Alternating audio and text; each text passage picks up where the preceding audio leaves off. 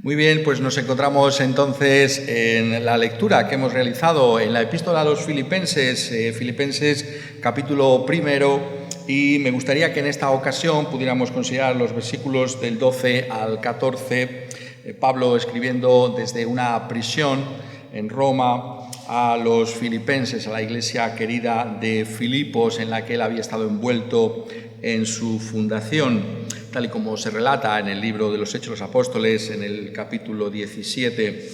Y Pablo les dice estas palabras: «Quiero que sepáis, hermanos, que las cosas que me han sucedido han redundado más bien para el progreso del Evangelio, de tal manera que mis prisiones se han hecho patentes en Cristo en todo el pretorio y a todos los demás. Y la mayoría de los hermanos, cobrando ánimo en el Señor con mis prisiones, se atreven mucho más a hablar la palabra sin temor». En estos días de pandemia podemos estar pensando que ha sido un obstáculo, quizás para algunos así lo consideran, insalvable en cuanto a la evangelización. Estábamos acostumbrados a evangelizar de una determinada manera y de repente viene esta pandemia y pensamos que ha sido un obstáculo que encontramos para esa evangelización. Es así como debemos pensar que está aconteciendo. El apóstol Pablo, escribiendo a Timoteo en la última epístola que pudo escribir justamente antes de morir como mártir en Roma por causa de la fe cristiana, dice: la palabra de Dios no está presa. La palabra de Dios no está presa. Y tenemos que darnos cuenta, por tanto, que cualesquiera que sean nuestras circunstancias, Dios va a hacer que esa su palabra siga corriendo por este mundo y siga siendo glorificada conforme las personas ponen su fe y su confianza en Cristo Jesús por medio de ese anuncio del Evangelio. Y lo encontramos aquí, y por eso me gustaría llamar vuestra atención sobre estas palabras, particularmente de Filipenses, porque encontramos al apóstol Pablo, un apóstol que, tal y como aparece en el libro de los Hechos de los Apóstoles, se va moviendo de un lugar para otro, llevando el Evangelio de Cristo Jesús, anunciando el Evangelio por todo lo que es Asia Menor, por lo que es el Imperio Romano, y el apóstol es caracterizado, tal y como se nos presenta por parte de Lucas, como un hombre enviado por Dios para llevar el Evangelio de una manera personal por un lugar y por otro. Pero aquí, en esta epístola, tenemos que recordar que el apóstol Pablo está preso en Roma. Es decir, sus movimientos han quedado tremendamente restringidos. Bueno, de hecho, no puede salir de una posada o de una casa, tal y como lo podemos leer en el libro de los Hechos de los Apóstoles, en el último capítulo, y está restringido en todos sus movimientos. Y entonces podemos pensar, bueno, pues aquí se ha acabado, ¿no?, el anuncio del Evangelio por el Imperio Romano. Porque si había alguien que estaba anunciando a Cristo Jesús, este era el apóstol Pablo. Sabemos incluso por la epístola a los Gálatas que había una especie de acuerdo, entre comillas, ¿no?, entre los apóstoles. Pedro y otros se dedicarían, si lo podemos poner así, ¿no?, a predicar el Evangelio a los judíos, ¿no? Y el apóstol Pablo se iba a dedicar a predicar el Evangelio a los no judíos, a los gentiles, a los paganos. Pero de repente encontramos a Pablo aquí, que se encuentra prisionero. ¿Cómo se va a seguir anunciando el Evangelio? Podríamos estar pensando, bueno, se acabó este anuncio del Evangelio, porque en una prisión, ¿qué se puede hacer? Pero el apóstol nos dice aquí que esa prisión en absoluto va a impedir que el anuncio del Evangelio siga adelante. Y esto es lo que nosotros debemos pensar también con respecto a nuestras propias circunstancias. No debemos pensar, bueno, pues esta pandemia ha venido y esto va a restringirnos de tal manera que ya no va a ser lo mismo, va a sufrir el Evangelio, en absoluto. Un pasaje como este, como vamos a ver, más bien nos comunica que Dios, que está en control de todas las circunstancias, permite todo para que ese Evangelio se siga anunciando. Y es que los caminos de Dios, como sabemos por toda la Escritura, son inescrutables. Es decir, nunca nosotros, ni siquiera en la eternidad, podremos conocer totalmente la mente de Dios. Dios tiene unos propósitos que superan nuestro propio entendimiento, nuestro propio cálculo, ¿no? Podemos pensar, no, pues esta es la manera en que Dios debería actuar o así tendrían que hacerse las cosas, pero Dios está por encima. Tenemos que darnos cuenta, poniéndolo de otra manera, que Dios es el Señor de la obra. Él es el que lleva a cabo la extensión de su propio reino. Él es el que tiene mayor interés en que su Hijo Jesucristo sea anunciado por el mundo y, por tanto, la manera en que Dios dirige en su providencia todas las cosas está hecho con una sabiduría que supera la nuestra, pero cuyos resultados serán mucho más eficaces, como podremos contemplar entonces cuando estemos con Él, de lo que nosotros jamás podríamos haber pensado o imaginado. Y eso es justamente lo que dice aquí el apóstol. Es muy interesante escribiendo a estos filipenses. Quiero que sepáis, versículo 12, hermanos, que las cosas que me han sucedido, es decir, estoy en una prisión, han redundado más bien para el progreso del Evangelio.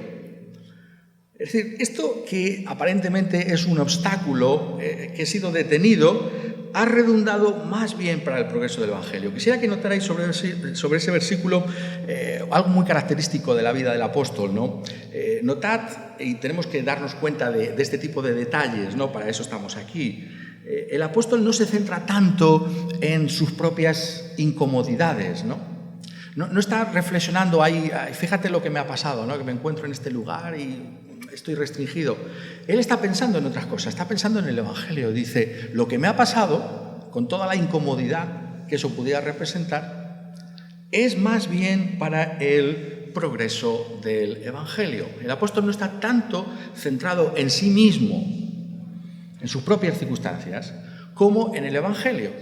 Y esto que ha pasado ha servido para que el Evangelio progrese, para que el Evangelio se siga anunciando.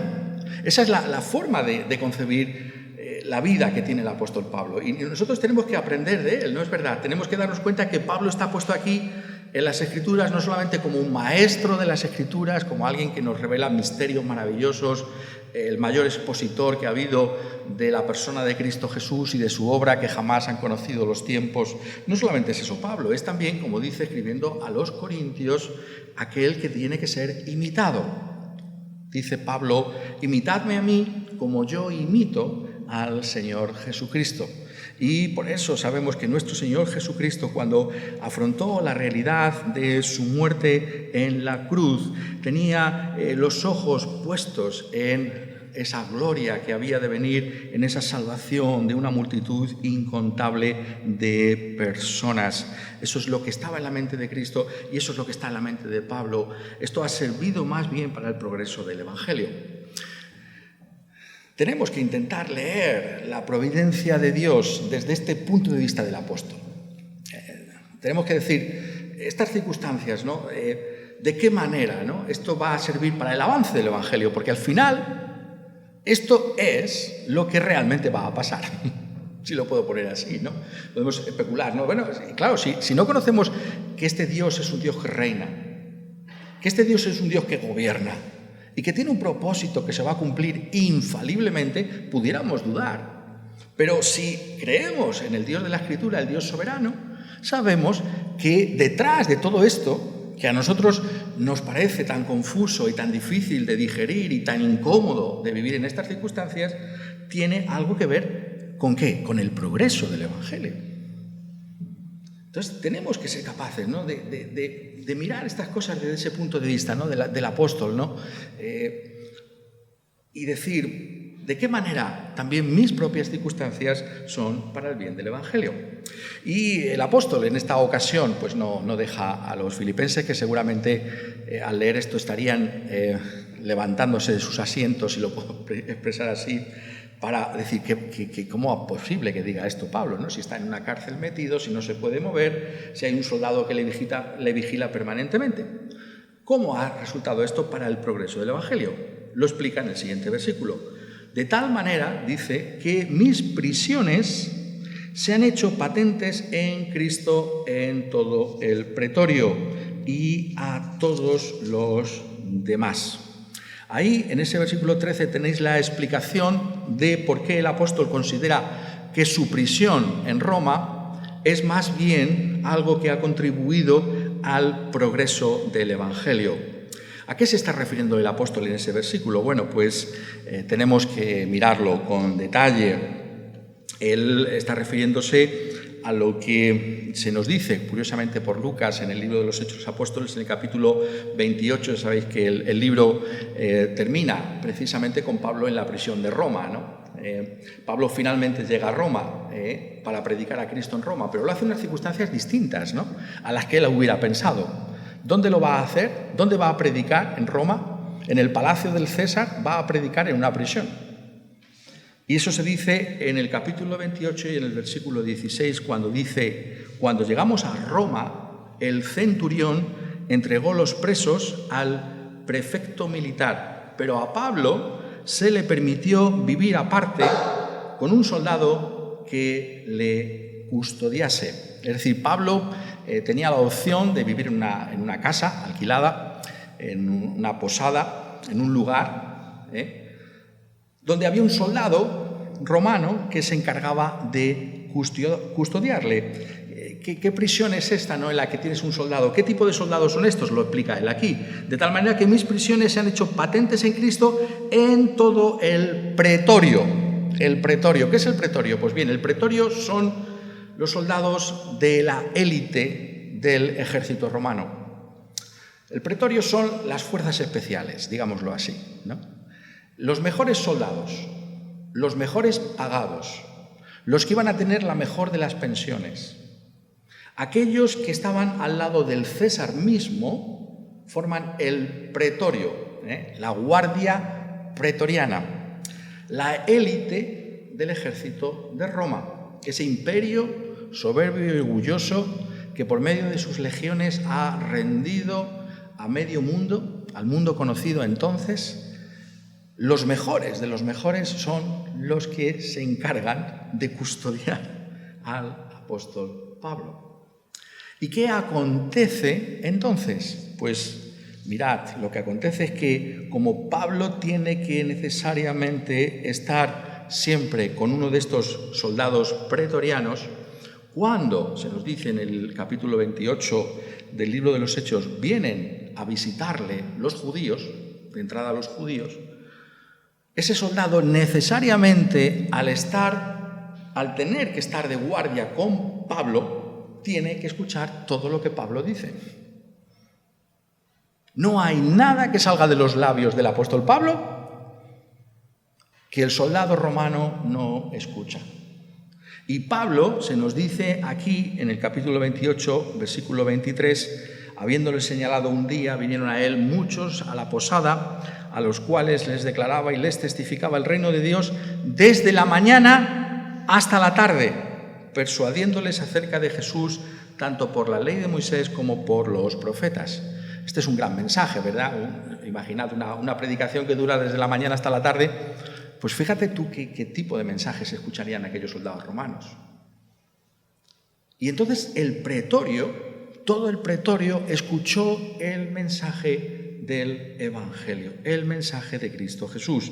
Es lo que Pablo interpreta para nosotros en esta expresión del versículo 13 que dice: de tal manera que mis prisiones se han hecho patentes en Cristo, en todo el pretorio y a todos los demás. Mis prisiones se han hecho patentes en Cristo. ¿Qué quiere decir esta expresión? Parece un poco rara, ¿no? Pero simplemente significa, poniéndolo en otros términos para que nosotros podamos ahora entenderlo, que los soldados, el pretorio, toda esa tropa conoció que la razón por la que Pablo estaba prisionero no era porque era un sedicioso o un criminal, sino por causa de un personaje llamado Jesús de Nazaret, por causa de Cristo Jesús, por causa de lo que Pablo anunciaba, que era el reino de Dios y el Evangelio, las buenas nuevas de salvación que tenemos en Cristo Jesús. De tal manera que de repente aquellos soldados que vivían en un nivel distinto, que se encontraban en unas circunstancias totalmente distintas a las de cualquier otro soldado y por supuesto del resto de la población de Roma, escucharon el Evangelio.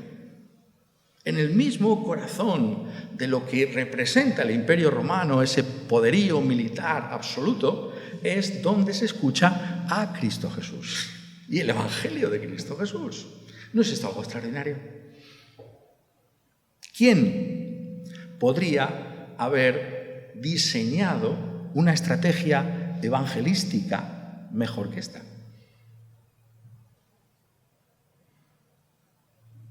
Fue Dios.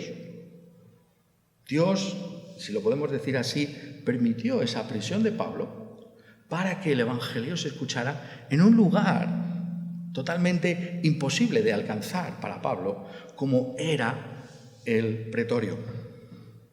Y entonces el apóstol puede decir lo que está aquí anunciando. Esto ha redundado para el bien para el progreso del Evangelio, porque esta gente, el pretorio, han escuchado a Cristo Jesús. El Evangelio se ha anunciado en el mismo corazón del imperio, que era el ejército, la fuerza militar romana.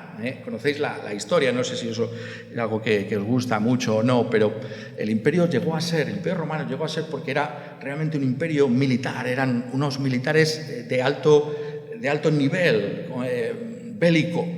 ¿Y por qué cayó el imperio? Por esa relajación de los militares, ¿no?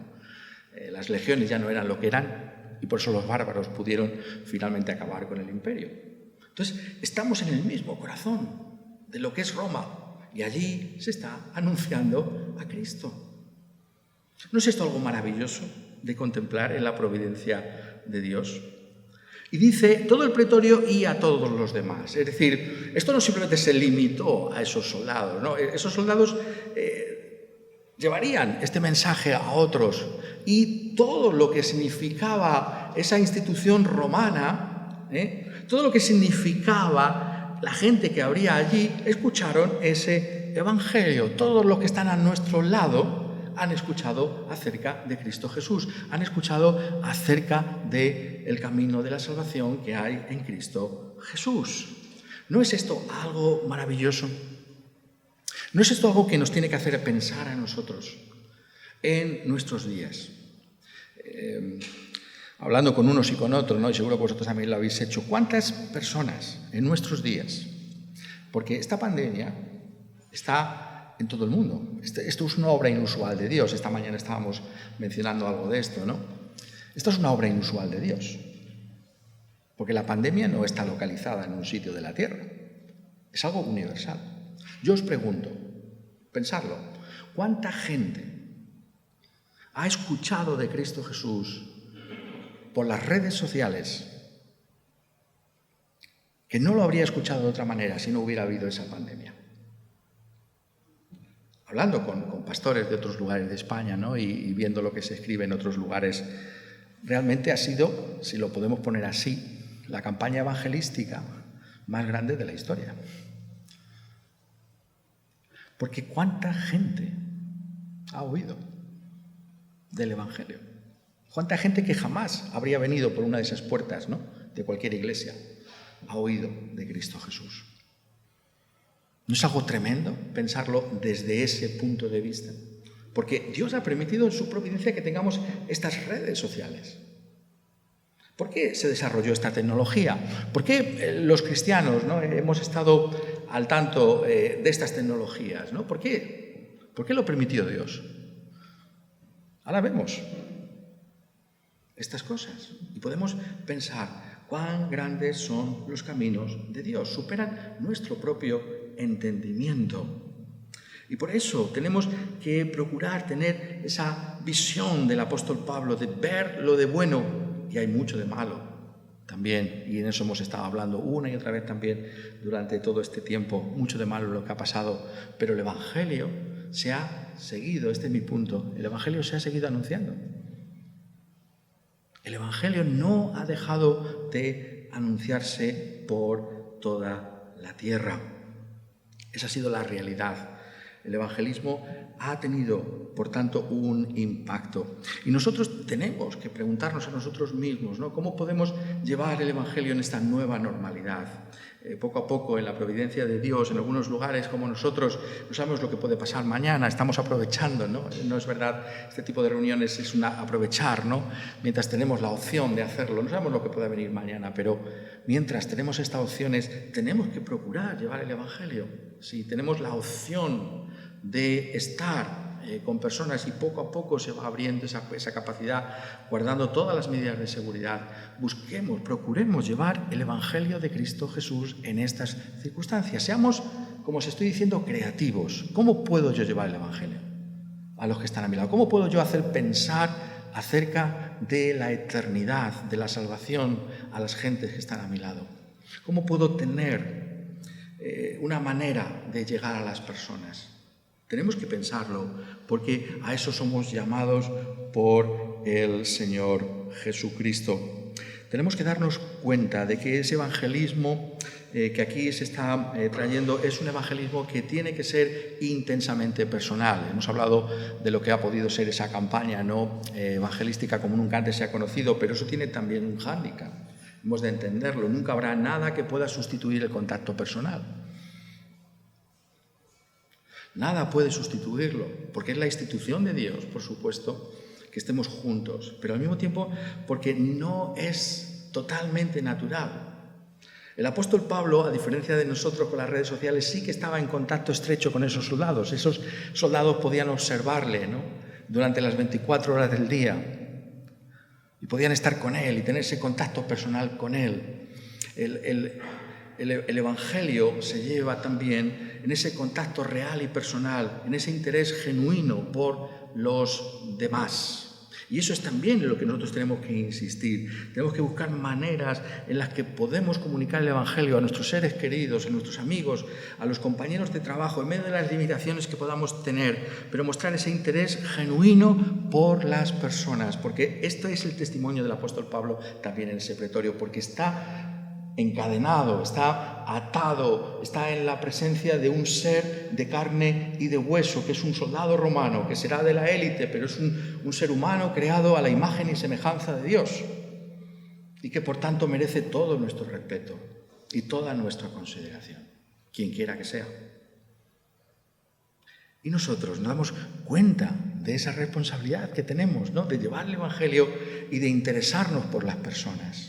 De buscar el bien de las personas que están a nuestro lado, un interés genuino por ellas. ¿Cómo estás? ¿Cómo te encuentras? ¿Cómo lo has pasado en este tiempo? A nosotros, en estas circunstancias tan difíciles, lo que nos ha dado fuerzas, le puedes decir, es el mensaje de Cristo, la esperanza de la vida eterna. ¿Dónde encuentras tú tu fortaleza? Tenemos que buscar estas cosas. Tenemos que ser capaces de ponernos en estas circunstancias y decir, Dios tiene un propósito, de que yo esté con personas, según las circunstancias lo vayan permitiendo, conforme a lo que se nos dice para llevarles el Evangelio. Esto en cuanto a los de afuera, el evangelismo con respecto a los de afuera. Pero la pandemia, en este caso la prisión de Pablo, tiene también una referencia para con los de adentro. Es curioso, ¿no?, como Pablo no simplemente habla del pretorio. El pretorio ya hemos dicho lo que es, son los que están fuera. Pero ¿y qué pasa con los hermanos de la iglesia? Dice el versículo final de lo que estamos considerando en esta tarde, y la mayoría de los hermanos, cobrando ánimo en el Señor, con mis prisiones se atreven mucho más a hablar la palabra sin temor. Al contemplar al apóstol Pablo en Roma, en una prisión, con este celo de llevar el Evangelio allí a los judíos y al pretorio, los hermanos de la iglesia, que ya estaba allí, dice aquí que cobraron ánimo en el Señor con sus prisiones. Esto es curiosísimo, ¿no? Tuvo también un efecto positivo en la misma iglesia. No solamente fue un recurso evangelístico, si lo puedo poner de esa manera, ¿no?, una manera de llegar al pretorio. No, fue bueno también para la iglesia. Esa es la providencia de Dios. Pablo en la prisión fue de ánimo para los hermanos que estaban en la iglesia de Roma. ¿Para qué? Como dice aquí, para hablar, para atreverse mucho más a hablar la palabra sin temor. Ese es el gran reto que tiene la iglesia, lo que Pablo aquí está señalando. El reto es hablar a otros sin temor, más y más de Cristo Jesús. Ese es el gran reto. La Iglesia es evangelística. Decimos, somos la Iglesia evangélica. Con eso queremos decir muchas cosas, pero una de las cosas que sí queremos decir es que tenemos que evangelizar. Es decir, lo ponemos de otra manera, ¿no? Lo pongo de otra manera. La historia de la Iglesia demuestra que la labor evangelística es una labor de toda la Iglesia. No solamente de un pastor o de unos pastores o de unos evangelistas que así llamamos o de unos diáconos, de todos. Todos y cada uno de nosotros somos evangelistas. Porque Pablo dice aquí, lo que me ha pasado a mí ha servido para que los hermanos de la Iglesia se atrevan a hablar más de Cristo Jesús. Han visto ese celo en mí, han visto ese deseo en mí, han visto que incluso en unas circunstancias tan difíciles como esta yo he seguido anunciando a Cristo, pues ellos también se han motivado para hacerlo. La extensión del Evangelio, esto lo enseña la historia de la Iglesia, es una de esas lecciones que es imposible de dejar a un lado. No ha dependido nunca de predicadores o de evangelistas, ha dependido de que la Iglesia entera hable de Cristo Jesús. Esa es la historia de la Iglesia. Como muchas veces me gusta recordaros aquí, ¿no? En esta congregación, por lo menos, este es un tema que nos gusta muchísimo, ¿no? No somos una primera generación de cristianos, que está todo por venir. Ya llevamos 2000 años. Podemos aprender un poquito también, ¿verdad?, de la historia. Debemos hacerlo. ¿Y qué es lo que vemos? Vemos eso. Tenemos que darnos cuenta que, como dice aquí el apóstol, cada uno de nosotros es un elemento esencial para la extensión del Evangelio. Que no solamente depende del pastor o del evangelista, depende de mí también. Que yo también tengo un papel que jugar en esa extensión del Evangelio. Y que en estas circunstancias tan difíciles no ha quedado abrogado el mandamiento de anunciar a Cristo Jesús, sino que debemos cobrar ese ánimo para seguir haciéndolo. Si hay tantos que han escuchado de Cristo Jesús en estos días, pues entonces vamos a seguir anunciando a Cristo Jesús, sabiendo, cobrando el ánimo de que esto ha redundado para el progreso del Evangelio. Quizás nos planteamos cómo es posible, ¿no? Pero es lo que está enseñando la Escritura. Dios no da, si lo puedo decir así, puntadas sin hilo.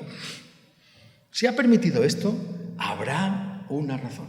Y una de esas razones, a la luz de un pasaje como este, es la extensión del Evangelio.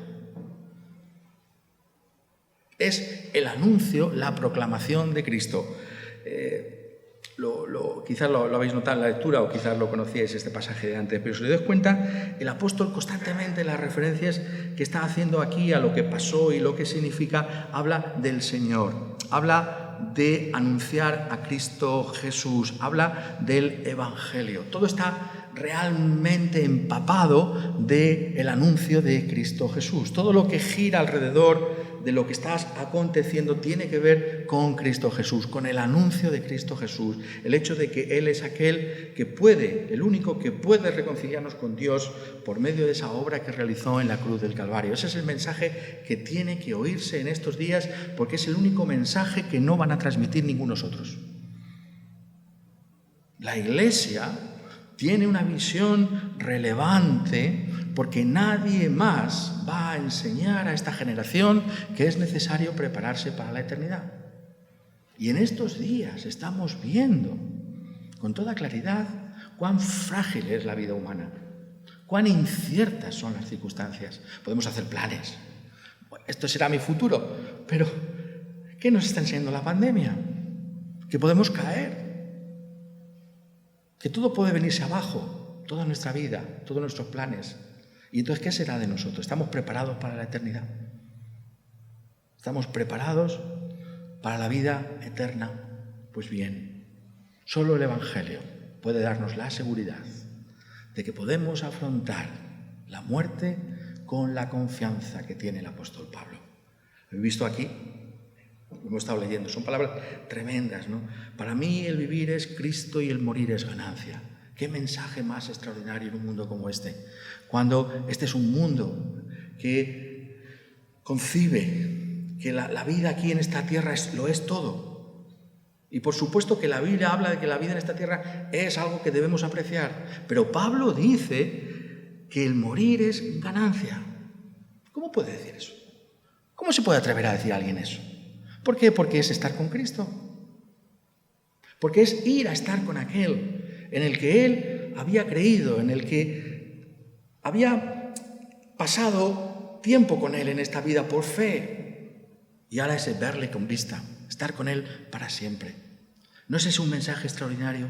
Poder decirle a las gentes que nosotros tenemos esperanza en esta vida, pero también para la venidera.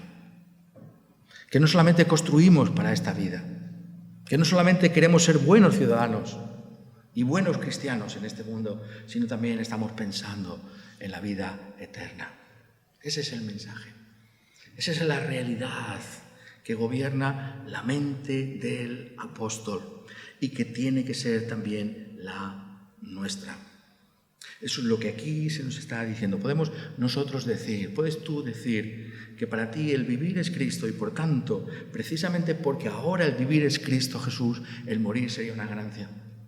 Notad que el apóstol no está diciendo aquí que quiera, en ese sentido, simplemente lo único que gobierna él es marcharse, no, porque hemos estado leyendo, como dice, yo sé que Dios tiene un plan para mi vida, Dios tiene un plan para tu vida, no estoy diciendo que vayas a morir mañana, porque Dios tiene un plan para nuestras vidas. Para tu vida, para que tú le glorifiques todos los días en tu trabajo, en tu empleo, en tu casa, donde quiera que Dios te ponga. Y que Él nos conceda esos años para hacerlo aquí en esta tierra. Por supuesto que sí, pero si tuviéramos que morir, eso es una ganancia, dice el apóstol. Y no estamos diciendo que queremos eso, porque buscamos estar protegidos en la providencia de Dios. Y esto es lo que aquí nos está, por tanto, trayendo. Nos damos cuenta, hermanos, de que nosotros tenemos también que anunciar a Cristo Jesús, que tenemos que cobrar ánimo en medio de estas circunstancias y decir, ahora se está poniendo en valor, se está viendo quizá con un lustre nuevo, con una brillantez inusual, el gran valor que tiene el Evangelio de Cristo Jesús.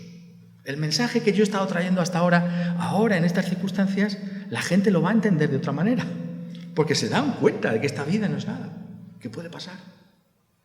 Tenemos ese celo, como el apóstol. Somos como aquellos romanos cristianos a los que se está aquí refiriendo, que cobraron ánimo para atreverse mucho más a hablar la palabra sin temor. Tenemos que atrevernos más, ¿no? Cuando habla aquí de esto, está describiendo, no es verdad, la iglesia, ¿no? Está diciendo que tenían temor y que no se atrevían tanto. La Biblia no habla de superhéroes, no estamos aquí para decir yo soy mejor que tú, no. Estaban temerosos y no se atrevían a hablar de Cristo. Eso no puede pasar. Pero no tenemos que conformarnos con eso. Tenemos que decir yo tengo que superar ese temor y me tengo que atrever más a hablar de Cristo. Por supuesto, con sabiduría.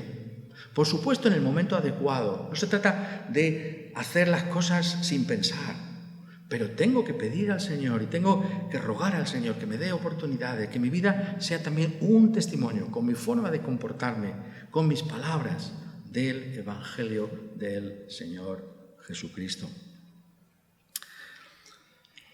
Por tanto, ¿qué está diciendo aquí la Escritura? Realmente nos está diciendo... dejadme que lo ponga de esta manera para concluir, que nunca habrá circunstancias normales para hacer las cosas, ¿no? Esta es una de las cosas que tenemos que aprender en estos días, ¿no? Podemos mirar con añoranza, ¿no? Esos días pasados, ¿no? ¿Te acuerdas cuando no teníamos que congregarnos de esta manera, ¿no? Y con todo lo que implica, ¿no? Pero nunca ha habido circunstancias perfectas ni ideales en este mundo. Si lo pensamos por un momento, así ha sido, y ha habido otras crisis antes, ¿no? Lo decía C.S. Lewis, ¿no? El autor de las Crónicas de Narnia, ¿no? En un famoso mensaje que dio, ¿no? Sobre cómo tenemos que comportarnos en tiempos de guerra. Una guerra, aunque os parezca sorprendente a algunos, es peor que una pandemia. La guerra es lo peor. Pero podemos pensar que la pandemia es también terrible, por supuesto que lo pensamos. Y decía C.S. Lewis en ese mensaje justamente lo que os estoy diciendo. Nunca hay circunstancias perfectas en este mundo. Si estamos aspirando a una especie de Arcadia, ¿no?, de utopía humana, para entonces anunciar a Cristo, esto es lo que quiero decir, entonces estamos esperando en vano, porque eso no va a venir nunca. Hoy es el día para anunciar a Cristo, con pandemia o sin pandemia, en prisión o sin estar en la prisión. Ahora es cuando tenemos que vivir para Cristo. Esta es la única vida que nos ha sido dada. Estas son las únicas oportunidades que vamos a tener. Ahora es cuando hay que vivir fielmente en nuestros trabajos, mostrando que lo que nos motiva es algo distinto. Ahora es el momento de buscar esa oportunidad, de llevar esa palabra acerca de Cristo Jesús, esa esperanza para esta vida, por supuesto, pero sobre todo para la venidera. Pues quiera Él, quiera el Señor, que a la luz de un pasaje como este podamos cobrar ánimo, también nosotros. Podamos decir, como el apóstol Pablo, todo esto, aunque no entiendo mucho de por qué pasan todas estas cosas, ¿no?, pero ha redundado para el progreso del Evangelio. Quiera Él ayudarnos para que en medio de las dificultades busquemos que el nombre de Cristo Jesús se siga anunciando para su gloria. Amén.